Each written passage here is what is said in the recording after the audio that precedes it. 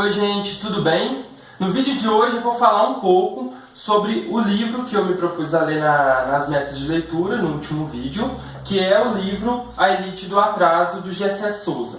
Bom, é um livro que está em todas as principais livrarias, então como ele tem um conteúdo político e educacional, né, ele informa quanto a uma série de questões da sociologia, eu acho que ele cumpre o seu papel e é importante que ele esteja nas principais livrarias, né, porque ele propõe uma circulação dessas ideias, inclusive circulação para além do ambiente acadêmico, que eu acho uma coisa muito boa, né? Às vezes as questões ficam ali fechadas na universidade e elas não conseguem chegar nas pessoas, né? Fica numa bolha lá na universidade. Bom, o livro tem uma tese geral de que as ideias que a gente tem de interpretação do Brasil, a saber, as ideias, principalmente os conceitos de homem cordial e patrimonialismo, né, eles são prejudiciais para a realidade brasileira, porque eles nos levaram ao patamar que a gente está hoje. Né? Para ele, o grande problema da sociedade brasileira não é a corrupção do Estado, né? O grande problema é a desigualdade, ou seja, o grande conceito-chave para se interpretar a história do Brasil é a escravidão. Na primeira parte, o G.C. faz uma análise da sociedade brasileira, né, no seu momento de formação, né, então é o Brasil anterior, né, a questão da escravidão, e pós-escravidão também, no comecinho, né, ele fala sobre como essa parcela da população escrava, né, até então escrava, depois negra, foi se tornar a ralé, a classe que ele chama provocativamente de ralé dos novos escravos, né? Ele nessa primeira parte utiliza a obra do Gilberto Freire, tanto Casagrande Senzala quanto Sobrados Mocampos. É muito interessante a maneira como ele lê o Freire e que ele fala que o Freire, apesar das suas preferências políticas, né, conseguiu fazer uma crítica que não seja racista. Ele considera a crítica do Sérgio Buarque de Holanda, ele chama de culturalismo racista. É uma questão aí para se pensar a respeito da obra do Sérgio, que é uma obra muito importante, né, para a leitura do Brasil, que é o Raiz do Brasil, principalmente. Na segunda parte, ele vai falar sobre as classes no país moderno. Então, ele vai falar como, por exemplo, esses escravos, né, os imigrantes, né, e vai haver uma mistura, uma miscigenação. Então, não é só a população negra, né, mas que se torna a população pobre no país, embora seja majoritariamente negra, não os pobres. E como que alguns são absorvidos, que eles chamam de que os que desempenhavam algum trabalho relevante são absorvidos, né, até desempenhando funções relevantes no país, como por exemplo Machado de Assis, né, que era um mulato. Então, ele fala como que essas classes vão se formando, inclusive a classe média. Ele faz uma divisão da classe média. Ele fala que a classe média tem algo em comum, mas que ela não é toda igual. Então você tem desde a classe média protofascista, que é essa que não suporta conviver com o diferente, né, e que quer matar todo mundo, que vocifera na internet, escreve em caixa alta, e até essa classe média que ele fala que é a classe média de Oslo, né, que se identifica com algumas causas mais de identidade, questão LGBT, questão das mulheres, do meio ambiente também, mas que não se atenta para a grande questão que é a desigualdade social.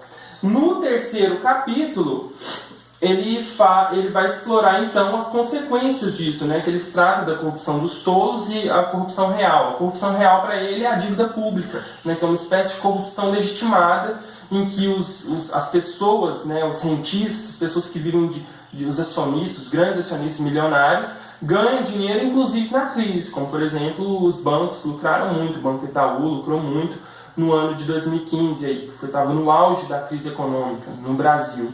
Né? E a corrupção dos tolos é essa corrupção dos políticos que a gente vê, esses 3% de propina dos Cabral da vida, ele usa até essa expressão. Para ele isso é uma corrupção para inglês ver, né? Só que a classe média fica louca com isso e fica odiando o Estado, odiando a política, sendo que é na política que a vida se resolve e as pessoas mais pobres precisam do Estado para suprir uma demanda de serviços básicos que eles precisam, né?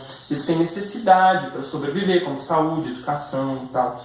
E então, essa corrupção dos tolos, ela é uma corrupção para inglês ver, né? Na verdade, ela é uma maquiagem do que está por trás, que é essa questão da dívida pública, dos grandes rentistas, que são a maioria, grande parte deles até donos da mídia, então tem essa associação entre a elite e a mídia para dominar a classe média, que serve como massa de manobra para essas pessoas, né? Para poder realizar os interesses delas. Então a classe média vai e fica revoltada com o governo que não atende mais as elites, mas que de alguma forma contemplava políticas públicas e algumas ações que seriam favoráveis ou diminuiriam um pouquinho a distância entre as classes, né? Favoreceriam a melhora da vida de uma parcela pobre e muito pobre da população. E aí ele atenta para isso que está acontecendo hoje, né? O ponto mais relevante do livro, eu achei sobre essa questão, como ele se fundamenta para poder mostrar como a mídia domina o espaço público, né? E aí ele fala da esfera pública, é importante conhecer essa noção de esfera pública. Ele se fundamenta no Habermas e eu achei muito legal essa parte. A crítica dele ao patrimonialismo, a noção de patrimonialismo, que é original lá no Weber. Ele faz toda uma leitura, ele gosta do Weber, ele é um cara que leu alemão, estudou na Alemanha, né? Então ele lê com muita propriedade e faz a crítica dessa noção, que ela é meio... ela é apropriada de forma errada por esses autores, né? Eu achei também interessante essa questão da corrupção real, né, e da corrupção dos tolos. Então ela desnuda para a gente toda uma questão, né? Por que a mídia e a Lava Jato se associam e qual o interesse que eles têm em comum nisso? Por que a Lava Jato pesa a mão por um lado da política e ela acaba cometendo excessos, né? E ela meio que ameniza para um outro lado, né? Então eu achei muito interessante essa parte. Eu achei um pouco, que eu falo aspecto negativo, seria alguns excessos retóricos, como por exemplo chamar o Sérgio Buarque de Holanda de embuste. Não faço parte do fã-clube do Sérgio Buarque de Holanda, mas eu acredito que é um autor relevante e que tanto o Sérgio quanto o Raimundo Fauro, esses caras estavam ligados à parte de esquerda e eles não fizeram intencionalmente, eu acredito, para que essas ideias colonizassem, ou que eles não lançaram intencionalmente essas ideias colonizadoras, né, que acabavam ainda favorecendo o domínio da elite. Eu acredito sim que a crítica que o Gessé faz é relevante e é importante que ela seja feita, né, a questão da interpretação do Brasil, propor uma mudança no eixo interpretativo.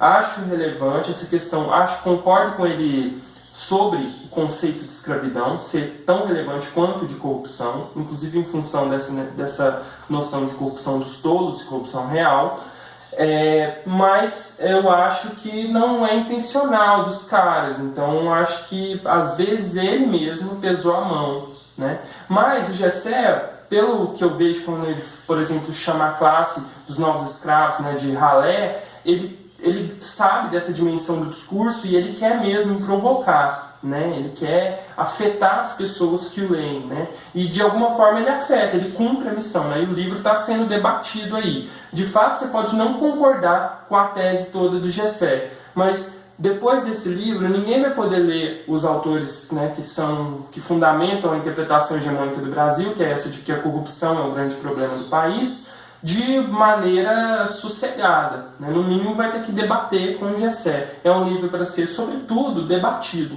né? Então acho que ele cumpre a missão dele, principalmente por ter uma vendagem tão boa. Recomendo um momento que a gente está vivendo, até inclusive porque ele serve de porta de entrada para outros autores que são relevantes também, né? Tanto o Gilberto Freire, tanto o Sérgio Buarque de Holanda, o Raimundo Fauro, entre outros, né? Florestan Fernandes, então são todos esses autores que ele traz aqui. Gostei muito do livro, recomendo a leitura, não é uma leitura difícil, é uma leitura que em alguns momentos a gente tem que fazer algumas anotações, porque ele traz conceitos, né? Tem uma bagagem, né? Um professor que estudou na Alemanha. Então, é um livro que demanda uma leitura crítica, né? Não é mesmo? Então, fica aí a sugestão, A Elite do Atraso, da Escravidão à Lava Jato, do Gessé Souza, saiu pela Leia. É um livro que eu acho que vale a pena ser lido. Muito obrigado a todos. Não se esqueçam de se inscrever no canal, de ativar o sininho para receber as notificações, tá? E compartilhem o vídeo para que esse vídeo possa chegar a mais pessoas. Agradeço a vocês por estarem junto comigo nessa. Valeu!